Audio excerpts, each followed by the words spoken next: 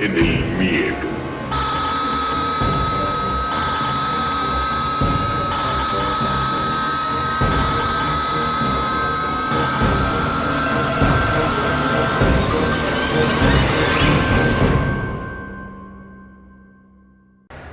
Buenas noches. Pues como se podrán dar cuenta, este programa especial de Leyendas de Pátzcuaro, parte 2, nos prestaron aquí la instalación de Los Altos del Teatro Emperador Calzonzi. Entonces, lo que antiguamente también ha sido parte de oficinas de gobierno, tanto así como la oficina que ocupaba antiguamente mi padre, el finado cronista de Pátzcuaro, Enrique Soto González. Para mí es un honor hacer este programa y poder comentarles algunas de las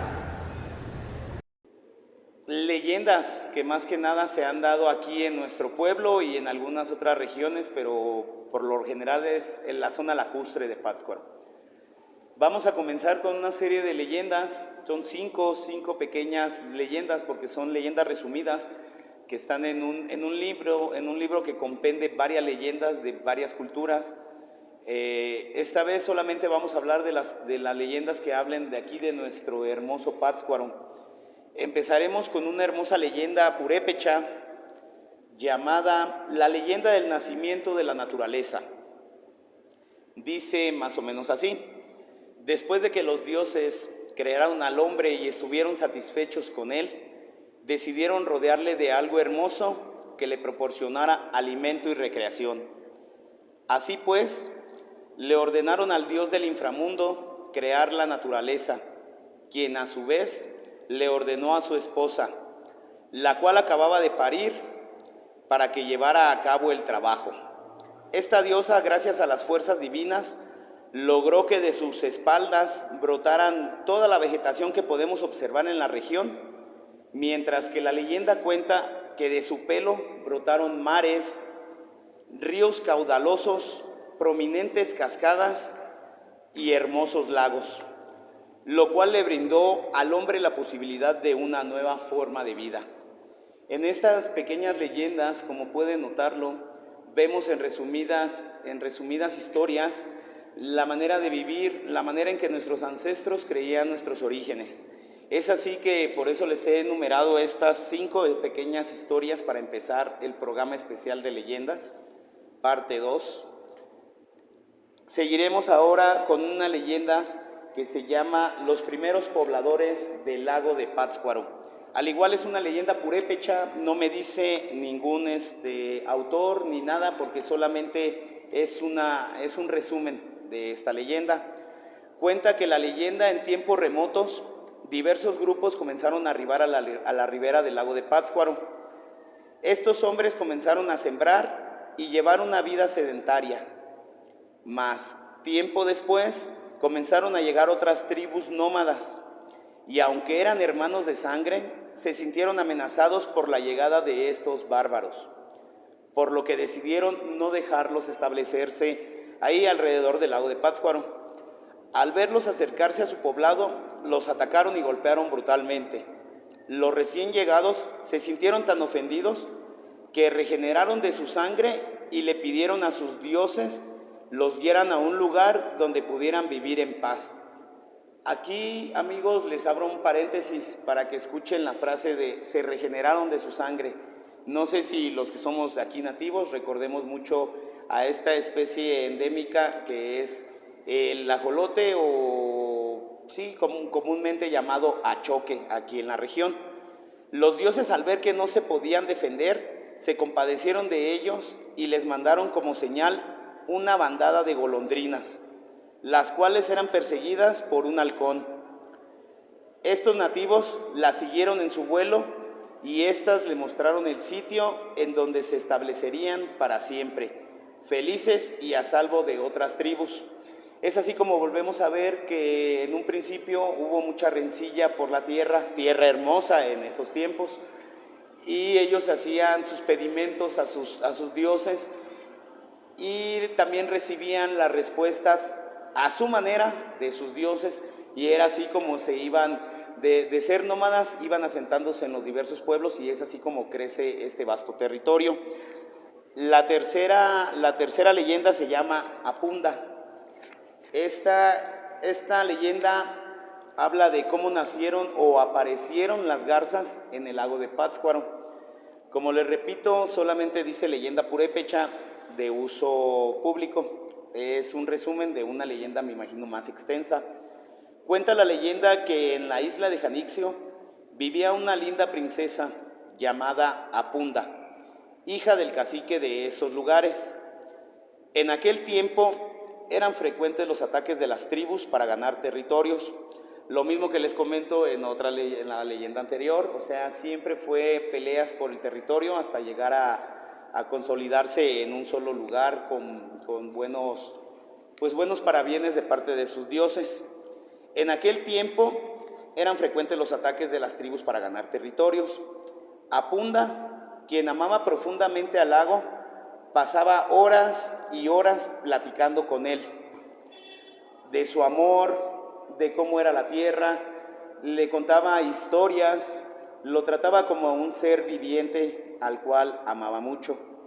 Ella miraba mucho su imagen reflejada en las olas del lago y las olas del lago parecían responderle a la niña con su amor, haciendo olas más hermosas y cada vez más claras. Un día su padre recibió el aviso de que unos salvajes invadirían la isla de Janixio. El jefe guerrero pidió hablar con el gobernante, con el deseo de que éste le concediera la mano de su hija Apunda. Para salvar a su pueblo, Apunda se vio obligada a casarse con el agresor, y su único consuelo era ir a llorar a la orilla del lago, quien en su desesperación le recordó a la joven la promesa de amarlo por siempre, motivo por el cual no podía dejarla ir. Es así que la solución que encontró esta pequeña Apunda fue que la primera noche de luna llena, Apunda, vestida de blanco, se arrojara al centro del lago para permanecer siempre a su lado. Llegada la noche, la niña con valentía cumplió con su destino. Su padre, al enterarse de lo ocurrido, enfermó de tristeza. Y el guerrero olvidó todo y se dedicó a beber hasta perderse. Apunda, al ver la tristeza de su padre en el fondo del lago, me imagino, decidió mandarle una señal para que supiera que ella estaba bien y feliz. Así que en la siguiente luna llena, en el centro del lago apareció una hermosa ave, a la que llamaron garza, y que no era más que el espíritu de Apunda, que llevó de nuevo la vida a su padre, porque por medios místicos, volvemos a repetir, ella se comunicó con su padre y le dijo que le iba a dar una señal. En el lago antes no existían estas aves, se supone desde Apunda es que esta ave hermosa ahí es nativa. Otra cosa que les iba a comentar también de estas pequeñas historias es que ahí en los comentarios o aquí mismo van a ir apareciendo las imágenes de cada una de estas leyendas. La cuarta leyenda habla de un traje endémico de la región. Se llama la leyenda del traje de Guare y dice así: Mitzita era una princesa que había sido cuidadosamente educada para contraer nupcias con el último príncipe purépecha, Tanganzuan. Pero aunque su educación había sido esmerada, Tanganzuan prefería la compañía de las damas españolas, que por aquellos días habitaban el lugar, y quienes marcaban una diferencia fuerte tanto en la forma de vestir como en el estilo de vida de esta hermosa región. La joven Mitzita, que solo vivía para amar al príncipe y quien estaba a cargo de hacerle la vida placentera en el palacio, cuidando hasta el último detalle para que él no sufriera ningún desabor, ella, con el corazón entristecido, decidió regresar a la isla de Yunuen, viendo que su hermoso Tanganzuan no volteaba la mirada hacia ella. Regresó a la isla de Yunuen a vivir su dolor con la gente de su raza, en donde era apreciada y muy respetada. 3 días pasaron antes de que Tanganzuan se percatara de la ausencia de la joven en su palacio. el actual Palacio de Huitzimengari, que está en el centro de Pátzcuaro, Michoacán. Pero cuando esto sucedió, nadie supo darle razón de la muchacha. Mitzita, que mucho amaba al lago, pasaba largas horas observándole, y del vaivén de sus olas, ella imaginó un vestido tan hermoso como el que usaban las damas españolas. E imaginó también una blusa de mangas abombadas con hermosos bordados. Entonces puso manos a la obra y en una falda de finos pliegues que simulaban pequeñas olas del lago que rompían las orillas del Ñuñuén, deshiló y bordó la blusa con punto de cruz, las mangas las hizo abombadas y como toque final ella se puso a bordar un delantal con figuras únicas. Más que nada, ella en este delantal ella recreaba los paisajes que ella veía cotidianamente, a la gente pescando, la gente en sus canoas, los niños corriendo, las más que famosas redes de mariposa. Entonces ella entonces al terminar su delantal portó su traje. Su gente al verla quedó maravillada. El término de este hermoso vestido coincidió con la llegada de Tanganzuán a la isla, y él también admiró el fino trabajo y la belleza de su prometida. Este esfuerzo le hizo recapacitar en la valía de su tan admirable mujer y comprendió que no había nada que le proporcionara tanto orgullo como su pueblo y el amor de tan inteligente dama. Así que volvió a sus brazos y desde ahí es que se dice que este traje es endémico de la región, más que nada por su belleza, porque siendo honestos sí es un ajuar muy elaborado, muy elaborado y realmente muy costoso. Realmente sí es muy costoso, pero más que nada es muy bello a la vista. La quinta y última de estas 5 pequeños relatos que les estamos contando de las leyendas purépechas se va a llamar El pescado blanco de plata. El pescado blanco de plata dice ser una leyenda purépecha y cuenta que en el fondo del lago de Pátzcuaro habita un gigantesco pescado blanco de plata, quien se encarga de cuidar el lago y mantener la paz natural entre todas las especies que habitan en sus dominios. Además, esta maravillosa criatura sostiene sobre su espalda la isla de Janixio, y de él nacen todos los pescados blancos que pueblan el lago. Pero este mito también nos invita a cuidar todos los recursos que del agua emanan, advirtiéndonos que el día que el pescado guardián desaparezca, la isla de Janixio se hundirá para descansar por siempre en el lecho del lago. Tristemente estamos llegando a esos días. El libro es de 1994 y pues en ese tiempo todavía estaba muy abundante el lago. Entonces, tristemente estamos llegando a los días en el que el lago de Pátzcuaro está en un bajo nivel, pero no por eso el pescado blanco se ha extinguido. Hay criaderos y hay lugares donde todavía se consume, se vende y se compra. Ahora les vamos a comentar una leyenda del finado cronista de Pátzcuaro, Michoacán, Enrique Soto González. Mi padre hizo este libro con mucho amor para que cuando los pátzcuarenses, leamos algo de esta poca historia que tenemos en estos libros, nos sintiéramos orgullosos y en algunas historias como la que les voy a comentar ahorita, pues sepamos de nuestras raíces, porque esta es muy antigua. Esta la saqué del libro Pátzcuaro, Arcón de Leyendas, narración y fantasías de un pueblo, de Enrique Soto González. La leyenda se llama La Cueva de Ahuecanime, que es el nombre de una hechicera. Comienza así. Cuando se llega a Pátzcuaro, se puede apreciar que se encuentra rodeado de cerros y colinas imponentes que llevan por nombre Cerro Colorado, Cerro del Estribo y Cerro Blanco. Este último muy grande, y aunque por un tiempo estuvo sin árboles, ha sido reforestado con miles de pinos. En ese lugar, justo en la cima, se encuentra una enorme cruz, tan grande que puede verse desde cualquier lugar. Aquí también hay un pequeño arroyo donde los niños o jóvenes se meten a jugar y bañar en esa agua charandosa.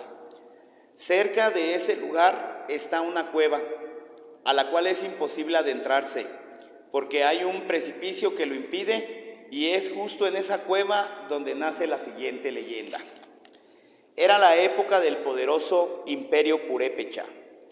Era cuando Pátzcuaro ostentaba el título de ciudad sagrada, donde estaba su principal dios, Curicabery, y por consiguiente también era la residencia del gran Petamuti y de los sacerdotes que estaban al cuidado de que el fuego nunca estuviera apagado y siempre estuviera encendido en el altar para iluminar al principal dios. Todos tenían un gran placer por servir a esta deidad y por estar viviendo en un lugar tan hermoso como lo era Pátzcuaro. Era impresionante ver la multitud que acudía cuando se realizaban los sacrificios humanos al dios Curicabery. La gran plaza era insuficiente para dar cabida a todos los vasallos del gran Calzonsi, pero había una mujer que era muy ambiciosa y ella quería el lugar del gran hechicero. Ella era mala, pero muy mala. Su magia era dañina. Para todo aquel que se atrevía a tener una dificultad con esta nefasta mujer, la muerte estaba predicha. Su nombre, Ahuicanime. Tenía el nombre la hechicera, y hasta el propio Calzonsi le tenía miedo, mas no respeto, porque sabía de lo que era capaz esta ambiciosa bruja. Ahuicanime juró vengarse del alto clero por haberla hecho menos y no darle un lugar que ella deseaba en este amplio vasto de sacerdotes. Ya no hallaba qué hacer con ella el gran Calzonsi, así que mandó a hablarle al Petamuti y al consejo de los venerables ancianos que componían la corte. El venerable monarca pidió paciencia, creyendo que se calmaría por lo avanzado de su edad, pero no fue así. Ahuicamine siguió con su maldad. Ella empezó a atemorizar a la gente, a lanzar conjuros y a maldecir a todo ser viviente que por su paso se atreviera a cruzar. Siempre que entraba a alguna población, hacía que sus habitantes se escondieran o huyeran a los montes, pues no querían ser víctimas de los maleficios de esta malvada mujer. De todas partes llegaban quejas, de todas partes solicitaban que se le castigara a este maléfico personaje que no los dejaba vivir en paz. Es así que el Calzonsi-Tzagua reunió a los personajes más importantes de su corte para poner un hasta aquí. Unos opinaban que la desterraran de estas tierras hermosas o de este hermoso reino, otros que la desvivieran, ya fuera dándole una poción mágica que hiciera trascender a la bruja o cazándola como un animal furioso. Pero el gran Petamuti dijo que era mejor darle un castigo ejemplar. Así, para todos los que siguieran su camino sabrían el escarmiento que les esperaba. Y sugería como castigo que en la cueva del Cerro Blanco la encerraran con mentiras y que se la llevaran con mentiras a la cueva del Cerro Blanco y ahí la encerraran. En esa cueva no había un precipicio enorme que era imposible entrar, pero ellos hicieron un piso falso de maderas, helechos y de tierra. Con mentiras se llevaron a la bruja. Ahuicamine lo siguió creyendo que ella iba a ser parte de la corte del gran Petamuti. Ella lo sigue y el gran Petamuti le dice, se la lleva con engaños y le dice que la necesita ahí en el Templo Mayor y que quiere que esté parte de este gran clero al gran dios Curicabery. Era una farsa, pobre ilusa. Pensó que tenía controlada la situación con todos los que creía antiguamente sus enemigos. El gran Petamuti le comenta a la bruja que hay que invocar a la diosa Xaratanga, que tenían que llamarla, pues era necesario obtener su gracia para que el reino caminara por el sendero de la prosperidad, del bienestar y de la paz. Pues había una profecía en donde se decía que vendrían tiempos malos para este reino. El gran Petamuti le dijo que el mejor lugar para hacer oración era el Cerro Blanco, que era la montaña más alta en esos tiempos y que desde su cima podría hacer llegar más rápido las súplicas a sus dioses. Cuando iban hacia la cima, el gran Petamuti le dijo a la hechicera: ¿ves lo que yo veo? Es una cueva. ¿A dónde conducirá? Los dioses nos la han puesto en el camino para mostrarnos un refugio para cuando estemos en peligro. Y como la hechicera no se acordaba de esa caverna, el gran sacerdote la invitó a conocer el sitio. Ella ingenuamente aceptó la invitación, entró a la cueva y los dos personajes se adentraron a este lugar. Llega un momento en que la luz se pierde, se termina, solo hay tinieblas. Y es cuando aprovecha el gran Petamuti para decirle que espere un momento, que va al exterior para conseguir unos hachones para seguir por este túnel que dejó de ser ya una cueva y ahora es un camino. A la hechicera, siendo una mujer mala, acostumbrada siempre a la oscuridad y las tinieblas, no le importó quedarse en este espacio tan oscuro. Cuando el gran sacerdote estaba fuera, ordenó a los soldados que retiraran las maderas que hacían de piso falso y que dejaban ver el precipicio. En el fondo de esa fosa había toda clase de animales venenosos. Pobre de aquel que cayera en ella en su afán de querer salvar a la bruja. O morían desnucados o moría por la picadura de algún animal venenoso. La hechicera, viendo la tardanza del gran Petamuti, se encaminó a buscarlo. Sorpresa desagradable se llevó cuando vio que aquel abismo tan profundo estaba lleno de serpientes, escorpiones, alacranes, tarántulas y todo tipo de bicho venenoso. Ella empezó a gritar cuando se dio cuenta que había sido traicionada. Maldecía e invocaba a los dioses más malos para que le ayudaran a su escape. El gran Petamuti en la misma forma invocaba al dios Curicaveri y a la diosa Sharatanga para que calmara la ira de esta hechicera malvada, que juraba vengarse cuando se viera liberada por los dioses del mal. Juraba y maldecía a todos los descendientes del gran Calzoncin, del Petamuti y de los sacerdotes del gran consejo de ancianos que la habían encerrado ahí. Solamente se escuchaban unos gritos horripilantes, pero nadie se atrevía a acercarse a la cueva. La hechicera corría en aquel túnel y se perdía entre gritos y gritos, pero por las noches regresaba para continuar gritando. Parecía que era el mismo cerro el que desde sus entrañas gritaba tenebrosamente. Pasaron meses y Ahuicanime maldijo y al final dijo: mi venganza se va a consumar. Todo aquel que se atrevió a confinarme en este lugar sufrirá las consecuencias, y con ellos todos sus descendientes hasta el fin de este mundo. El primero fue el gran Calzoncin-Zagua, que murió infectado de una enfermedad que trajeron los españoles, la viruela. Enseguida fue el gran sacerdote, que murió de otra enfermedad desconocida para el pueblo purépecha. Y así, uno por uno de los que intervinieron para confinar a la bruja en esta cueva sufrieron su castigo. Y la maldición siguió hasta desaparecer la estirpe del Calzoncin. Todos los descendientes murieron de forma trágica. Cuando llegaron los españoles y empezaron a trabajar para fundar ciudades y villoríos, los misioneros que tenían la misión de evangelizar oyeron de los asustados purépechas el acontecimiento de la hechicera encerrada en el cerro.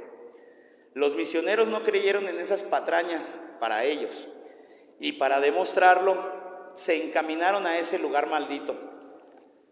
Casi pierden los sentidos y la razón cuando vieron entre la negrura de la cueva a un ser fantasmal, una mujer que gritaba injurias y maldiciones en purépecha. Los antes valientes misioneros ahora eran unos veloces corredores que bajaban cayendo y levantándose del cerro, oyendo a lo lejos a la gran hechicera. Por muchos años se escucharon esos lamentos y maldiciones, pero de pronto desaparecieron. ¿Qué se hizo? Murió, logró escapar, su esqueleto estará en la cueva. Los misioneros optaron por poner una cruz en la cima para que ahuyentara a ese enemigo malo. Querido lector, te invito a que vayas a ver qué fue de la gran hechicera. Acuérdate que hay un gran precipicio. ¿Te atreves? Pues es así como dando la recta final del programa, y como han podido ver, hemos estado tratando de sacarle el mayor jugo posible a este escenario porque está hermoso. Contaremos esta última leyenda que habla de la campana de Don Vasco. Ahora escucharán ustedes este hermoso relato de aquí del pueblo de Pátzcuaro. Esta historia, esta leyenda, la vamos a sacar del libro Pátzcuaro en la noche de los tiempos, igual del finado cronista de Pátzcuaro, Enrique Soto González. La campana de Don Vasco. Cuando hablamos de Don Vasco de Quiroga, hablamos de la historia del personaje más querido de los michoacanos. Ese tata que nos vino a dar todo, pero a la vez nos pidió mucho.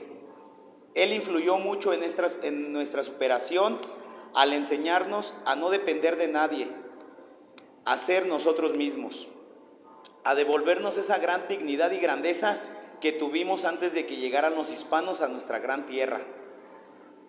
Así, con esta reflexión, en las noches cuando recorremos la ruta de Don Vasco, que compende Basílica, ex colegio de San Nicolás, Templo de la Compañía y el Hospital de Santa Marta, nos hace revivir todo el pasado glorioso de esta tierra que tanto amó Tata Vasco y a la que parece que sigue amando, pues el recuerdo de su amor y de sus grandes obras que realizó para esta tierra siguen vigentes. En estas noches estrelladas, cuando oímos el fino tintineo de la campana del reloj de la excatedral que anuncia la hora para irnos a refugiar a nuestro hogar, es cuando recordamos esta leyenda. Era el año de 1580 cuando se decidió trasladar los poderes eclesiásticos a la ciudad de Valladolid, hoy Morelia. Así Pátzcuaro dejaba de ser la sede episcopal que en tiempos de Tata Vasco había sido cabecera de una de las provincias más ricas de la Nueva España. Todo era tristeza de ver cómo se iba despojando a la catedral de todos los adornos y santos que se encontraban en ella. Todo con el fin de llevárselos a Valladolid. Se llevaron las campanas, pero cuando trataron de llevarse una campana en especial, que era el recuerdo más querido que les había dejado Tata Vasco, los pátzcuarenses, o pátzcuareños como aquí en el libro dice, se sublevaron, perdieron la paciencia y faltándoles al respeto a los clérigos encargados de esta misión de llevarse la campana, fue tan grande el caos que se armó ese día que ya parecía esto una sublevación, un golpe de estado. Pues no nada más los habitantes de la ciudad, sino también los habitantes de los pueblos y de las islas y de la ribera del lago de Pátzcuaro se sumaron para la defensa de esta campana tan querida para los habitantes de esta comarca. ¿Por qué ese amor tan grande a una campana? 3 razones había. La primera, Don Vasco de Quiroga la había mandado hacer. La segunda, porque la había consagrado para combatir el mal y así defender a su amado Pátzcuaro de toda catástrofe. Y la última, esta campana había sido fabricada con oro y plata que antiguamente habían pertenecido a los tesoros de los antiguos dioses. Y cuando supieron los naturales que los necesitaba Don Vasco para fabricar una campana para su catedral, ellos no dudaron en sacarlos de donde los tenían ocultos de la ambición de los conquistadores. Pues es así con estos argumentos que la gente cercó la catedral de Don Vasco para no permitir que se llevaran esta amada campana. Y subiéndola de nuevo a la torre, cuando ya estaba colocada en su lugar y viendo que la gente seguía muy enojada, uno de los sacerdotes mandó que repicaran esa reliquia. Era mucha la confusión y el caos, pero era más el enojo de los habitantes de la ciudad que no les importaba tanto que se llevaran todas las riquezas de la catedral, sino el intento de haber querido profanarla llevándose esta campana. El sacerdote seguía tocando, pero a la vez pedía la intercesión del alma de don Vasco de Quiroga para que acudiera a calmar a su amado pueblo. Llega la noche, todo el pueblo sigue igual, enardecido con antorchas, sitiando la basílica. La antigua catedral de San Salvador se veía iluminada solamente por las antorchas que portaba la gente enardecida. Las autoridades virreinales nada podían hacer, igual que las autoridades indígenas, ya que esto estaba en un caos y la gente estaba enardecida y violenta. La campana seguía tocando. Ya era muy noche cuando la oscuridad era herida por la luz de las antorchas, que parecían luciérnagas gigantes que se movían alrededor de este sitio sagrado. Y así fue que el sacerdote a cada toque de campana invocaba más fuertemente el alma bendita de don Vasco para que viniera y aplacara la ira de sus amados hijos. Y sucedió el milagro. Entonces vieron a lo lejos venir una procesión de clérigos que salían de la que había sido catedral provisional para encaminarse a la catedral de San Salvador, lo que hoy es la basílica. Pero lo maravilloso de esta procesión era que quien la encabezaba era don Vasco de Quiroga. Los que la vieron se arrodillaron y pidieron perdón por lo que estaban haciendo. La procesión siguió su recorrido en medio de la noche y en total silencio para perderse en la antigua catedral. Desde ese hecho sobrenatural, siempre que Pátzcuaro está en peligro, se pedía que se tocara la dichosa campana, porque así lo había dicho don Vasco de Quiroga, que cuando la ciudad estuviera a merced de cualquier contingencia peligrosa, se repicara con la campana que fue consagrada para defender a su amada ciudad de Pátzcuaro. Hoy esa campana todavía sigue en el campanario de lo que fue la catedral de don Vasco, ahora basílica de Nuestra Señora de la Salud. La última vez que se oyeron estos finos sonidos fue en 1943, con motivo de la erupción del volcán Paricutín. Se tocó para que a Pátzcuaro no le pasara nada. Queridos escuchas, es aquí donde abro un paréntesis y les voy a poner la actualización de esta campana, porque la campana aquí en Pátzcuaro se quemó una vez el mercado y también fue que la tocaron. Entonces tengo entendido también, aquí pues el productor me comenta algo así como que los días 8 de diciembre, que es la fiesta mayor aquí de la basílica, también la tañen. Entonces en la actualización aquí en los comentarios les vamos a poner, o en un comentario aquí va a estar apareciendo, si se sigue usando cada año o nada más es cuando hay alguna catástrofe. Y así es, amigos, como para dar fin a este programa especial y en un lugar tan hermoso como son los Altos del Teatro Emperador Calzóncin, y aprovechando que tenemos aquí este hermoso mural que habla del encuentro del rey Tanganzuán con el conquistador Cristóbal de Olid en las cercanías del lago de Pátzcuaro en el año de 1522. Es auditoría de R. Cueva del Río. Ya que encontramos aquí este mural, vamos a aprovechar para contarles una historia, una pequeña historia que también es una leyenda muy amplia, realmente es más amplia que las que les acabo de contar. Pero en resumidas cuentas, habla que cuando Tanganzuán II se vio acorralado por los conquistadores, hizo una junta con todo su pueblo y después hizo una junta con todos sus sumos sacerdotes. El gran Petamuti hizo muchas plegarias a sus dioses. Estuvieron un día y medio haciendo plegarias a sus dioses, avivando el fuego con gomas aromáticas para estos rituales, para que sus plegarias fueran escuchadas por estos dioses. Cuando al fin sus dioses les dan algún tipo de respuesta, la respuesta es fatídica. Le dicen que el mismo Tanganzuán II va a ser desvivido por estos crueles conquistadores que vienen con una sed de hambre, con una sed de poder, con una sed de riqueza. Cuando a Tanganzuán II los sacerdotes le cuentan la fatídica respuesta de sus dioses, él toma una decisión un poco fuerte. Él le dice a sus conquistadores que él va a entregar todo el oro del imperio purépecha, pero se los va a entregar en medio del lago de Pátzcuaro. Va a ser el cambio de barca a barca. Él junta a algunos guerreros, los más fuertes de hecho, y a unos sacerdotes, y los manda a que entreguen este tesoro. Pero la sorpresa que ellos tenían es que al llegar ellos al centro donde se iba a hacer este cambio, los guerreros atacan a los conquistadores y los desviven.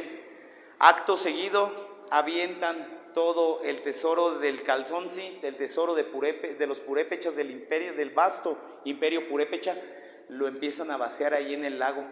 Ahí lo empiezan a aventar y acto seguido ellos también se desviven, todos los guerreros y el sacerdote. Esto con la finalidad de que se queden cuidando para siempre en forma de espectros.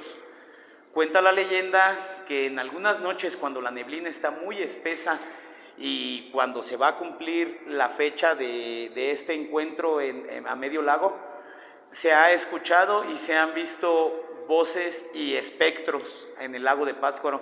Son las voces y los espectros de estos guerreros purépechas que siguen custodiando en el fondo del lago de Pátzcuaro el tesoro del Calzonsi. Muchas gracias, querido público, queridos escuchas, queridos espectadores. Vamos a seguir haciendo otros 2 programas, yo creo más, de historias o leyendas de Pátzcuaro, pero también empezaremos a retomar historias y leyendas de otros lugares. Claro, así, siguiendo la temática del podcast, que es de terror, las siguientes leyendas e historias que les contemos de otros lugares van a ser de terror. Ya estamos trabajando aquí la producción y yo mismo en eso, y más adelante les seguiremos dando buen contenido. Muchas gracias, espero les guste mucho. Para mí ha sido un honor grabar en este sitio tan emblemático para mí, porque les recuerdo fue antigua oficina de mi padre y es muy padre el estar aquí, la verdad. Gracias, buenas noches. Se acaba, gorda.